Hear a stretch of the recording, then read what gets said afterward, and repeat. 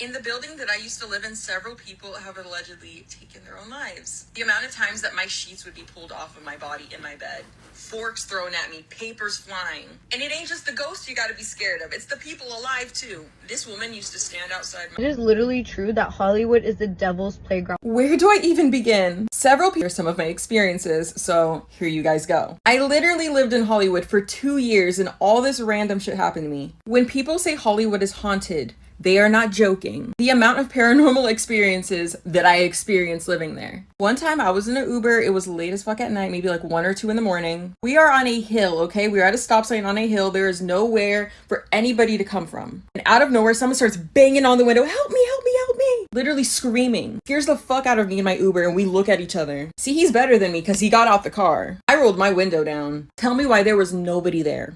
In the building that I used to live in, several people have allegedly taken their own lives. The amount of times that my sheets would be pulled off of my body in my bed, forks thrown at me, papers flying. And it ain't just the ghosts you gotta be scared of, it's the people alive too. This woman used to stand outside my window, okay? She put butter in a sock. I kid you not, this is not iCarly, this really happened. Anytime somebody went by on a bike, whack. Anytime somebody walked by, whack. Try to drive your car past her, she's gonna smash your window in. I have almost been pulled into several people's cars. While waiting for Ubers or, walking around, I've been grabbed by random men and they would start literally like kissing me up my arm, on my cheek. There's a museum of death. I don't know why I went in there, but I did. And I'm pretty sure something followed me out. Let me not even get into the shit that I saw at this party. While looking for the bathroom, I opened up a door I shouldn't have. And I saw some shit that I shouldn't have. And I genuinely wish I could erase it from my memory. And the only way I got out of that situation was pretending that I was high and drunk and acted like I didn't see anything.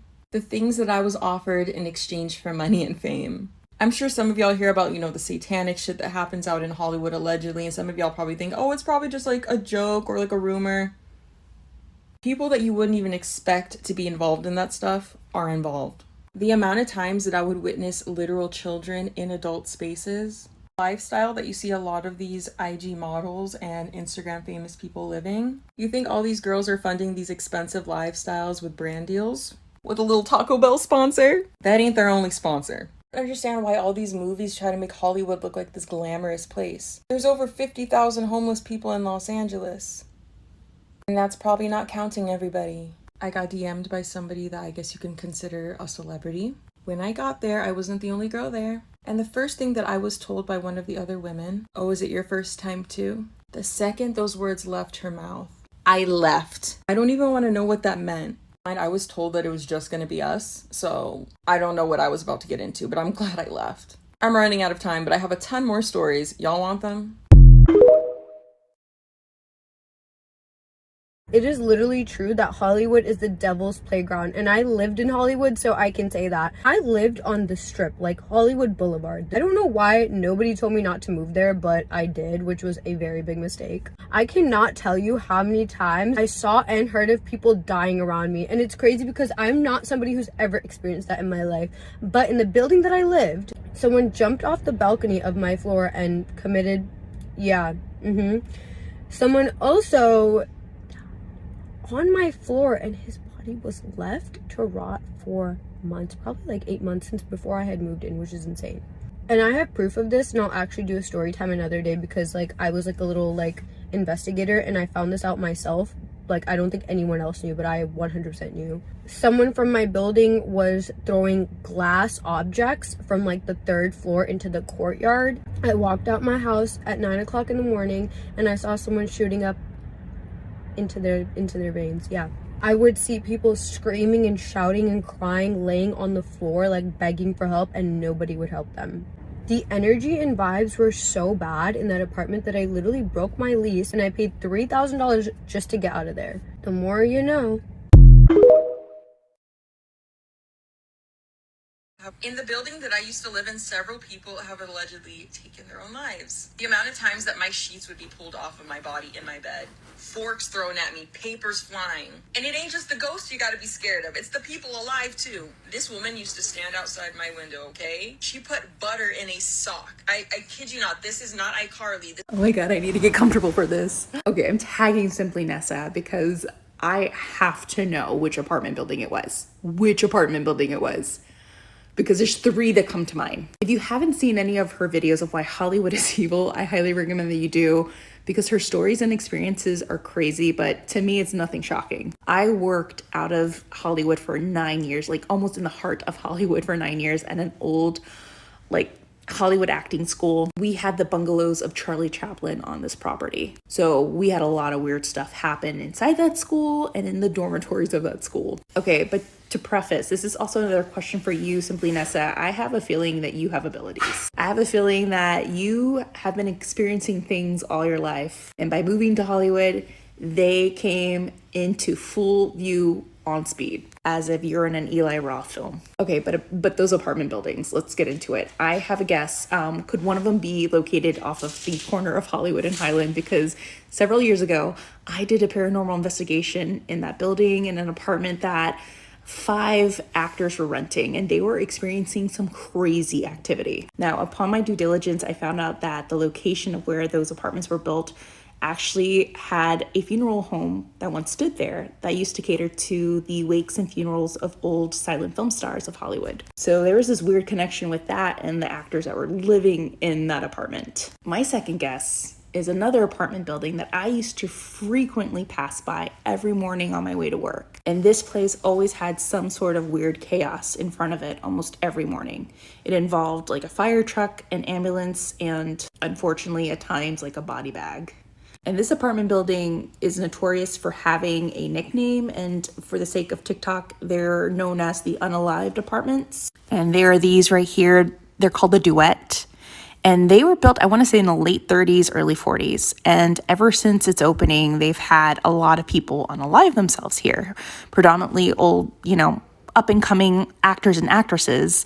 The second one, whom was the actress who portrayed Auntie M, Clara Blandick, and she was the second one to unalive herself on this property. And ever since then, it just became this common occurrence. But what was really interesting about that place too is in 2015, 2014, there was a crazy case that occurred on that location, and that was the disappearance and the murder of Adea Shobani, who was a aspiring actress who was unalived by her boyfriend, who was an aspiring actor. Then he later unalived himself outside of LA. That was a crazy case, and I believe you can hear more about that case on the first season of To Live and Die in LA podcast. But I'm taking another wild guess of where you may have lived. It's just a wild guess. And you may have been haunted by the vines of old Viners past. It's this building, 1600 Vine, but I had a friend that used to live, I think it was on the 5th floor of this building, and he had a lot of crazy stuff happen to him. But this place is like in the middle of the trifecta of everything that is going on weird in Hollywood. But you also mentioned in your video that when you moved to Hollywood, it was nothing what you expected, because it never is. Because we're always given a brand of what Hollywood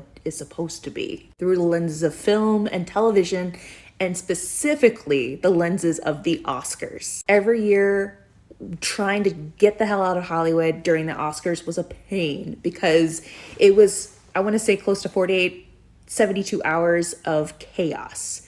It was like the Cinderella effect. Hollywood went through its makeover, and then by midnight after the Oscars were over, it went back to its old dingy self. Not to mention that the students I would work with at my acting school, a lot of the foreign exchange students, were completely shocked and perplexed of how different Hollywood was in person. Like, a lot of them thought they were going to live in the beach and take a 10-minute bike ride to their school in Hollywood, because that's what they saw on reality shows and movies. And that's why you never believe anything that you see on film and television, because in a way, Hollywood can also be an illusion, not just evil. It's been a minute since I shared a story with you guys from the time I lived in Hollywood, so let's go ahead and get into another one. So the story starts when I'm a junior in high school. I followed this random Instagram model that my best friend found. We both thought he was cute. Never in my life did I think that I was going to end up having to get a restraining order against this guy and involve the police. Fast forward, I'm now 18 years old and I'm living on my own. My best friend at the time wanted to go to LA and just do a little girls trip, so we booked a hotel. I believe it was called the Grafton, but now they changed the name to the Ziggy. So before we got to LA, I'm looking through my following list. I'm like, let me see who lives out there that I could try to hit up. And I see this guy and I thought, and I sent him a DM. Big fucking mistake. He ended up responding pretty quickly and told me that there was this little like dance competition going on at this club that was on Hollywood and Vine. He told us to meet him at his apartment and we would all go together for whatever fucking reason we thought that was a good idea, and we went. Just because somebody has a little bit of money, a little bit of followers, does not mean that they are safe. If anything, that gives them more reasons to be weird because they have the resources to get away with it. So lesson number 1. Once we got to his apartment, it wasn't just him like he said it would be. It was actually him and another guy, but the friend was really, really nice. We were talking to him while he was over in the kitchen preparing drinks. The whole time I'm watching him make the drinks, and he's acting very like sus, looking over his shoulder, and when he notices that I'm watching him, he like starts scrambling. So I send my friend a text message and I say, do not drink whatever he gives us. Look at him, he's being sus as fuck. Once he finally gives us the drinks, he could tell that we're not gonna fucking drink them because it's been a couple of minutes. We're just talking to his friend. He's not trying to like interact with our conversation at all. It's mad. He's like, can you just hurry up and drink them so we can leave? I guess his friend tried to like diffuse the situation. So he's like, okay, let's just go ahead and leave. Once we get to the club, like I said, this guy was not trying to talk to us at all at his apartment. So why when we get to this club, he's trying to touch up on me, be up all over my body. I made it obvious that he was making me uncomfortable when I started just kind of like talking to his friend, and he stormed off and left me alone. When I let the friend know that the vibe was not there and we were going to go ahead and leave, he felt so bad that he offered to take us to go and get some dinner real quick. So we did that, and then we went back to our hotel. I wake up to like 10 missed calls and all these text messages from the model guy talking about, where did you go last night? I was looking for you. Why'd you leave? And I let him know, like, you were being weird. Like, that was not a good time. And he felt bad. And he said, oh, let me go ahead and try again tonight. Like, let me pick you guys up. Let's go do something. This man did not even have a car. At the time, I was very young and curious. So I wanted to go up into one of the little clubs and like see what was going on. So we told him to meet us there, and girl, the entire time him and my friend are just fighting and arguing about like nothing. We got asked to leave, so as we're like walking down the sidewalk back to our hotel, they are just yelling and arguing with each other, trying to come up to the room because he still wants to chill. And my friend's like, oh yeah, that's a great idea, come on up, even though I texted her like 5 times like, okay, we need to lose him. So now this guy's in our freaking hotel room and we're all just like sitting down, no one's even talking. And then my friend jumps up, puts on some heels, and she says, oh, I gotta go meet this guy downstairs, bye. So bitch, now I'm here with this guy by myself and he starts acting fucking crazy.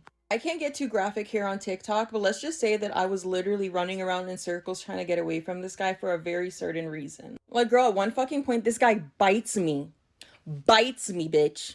The whole time I'm like yelling in there, but like no one's knocking on the door, no one's coming to help me. But eventually my friend ends up showing up again. By the way, we're not friends anymore. She ends up showing up to the room and she's like, what's going on in here? Like I could literally hear you yelling from down the hall. I just came to get my card. And at this point, this man runs into the bathroom and I'm like telling her like what just happened. I don't know what to do because I had another scary situation happen to me in May of that same year and the police were no help, so I don't know who to call. So my friend just starts yelling at the guy to leave and he eventually does.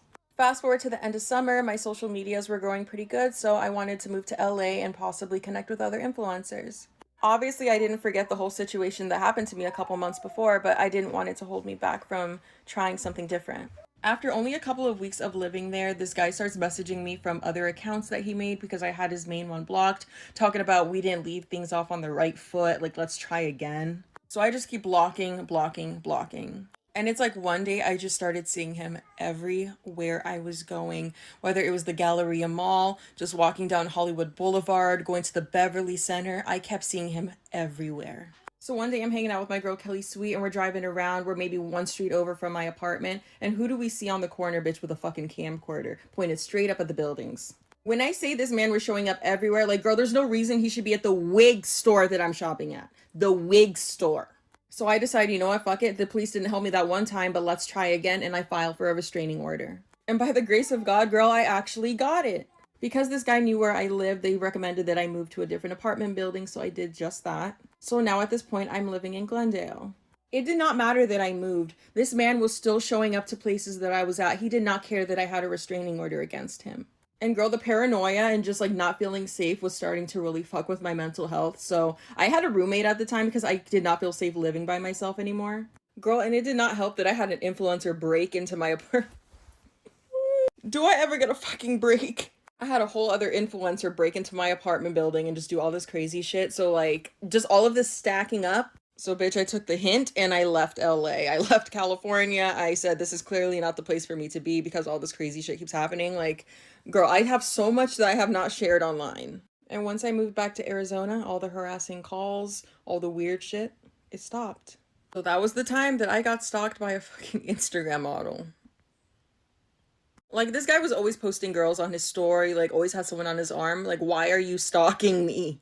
I got kids to protect now, so I can't sit here and say his name and like have him start all this shit again. But yeah, be careful and do not be super trusting of people just because they have fucking followers, because look what happened. Another reason not to move to Hollywood. In Hollywood, it's Michelle Marie. We are here in Hollywood Hills, about to crash the pad of LMFAO. They're up on the balcony. Check it out. Back at it with celebrities and their paranormal experiences. And yes, that was LMFAO. The eccentric music duo made up of Red Foo on the left and Sky Blue on the right, who were famous for bringing us the party rocking anthem. Did you not recognize the house in that video? Let's take another look. Here it is once more. Still doesn't ring any bells? This house was the setting of a gruesome murder that occurred in July of 1981, which were known as the Laurel Canyon murders or the Wonderland murders, which took the lives of 4 out of its 5 victims. Such a crazy story, like if you want me to cover it. But upon further digging, it seems like this house has a bit of activity. Because when something traumatic happens in an environment, an imprint can be left behind. In a 2011 interview with Sky TV, Red Foo stated that there was something spooky about the house. Based on their accounts, Red Foo witnessed the knobs to his shower turning on by themselves. Sky Blue would sense a presence in this room that would cause his door to open and slam by itself. with the help of their family, they cleansed the home. And moved out a year later.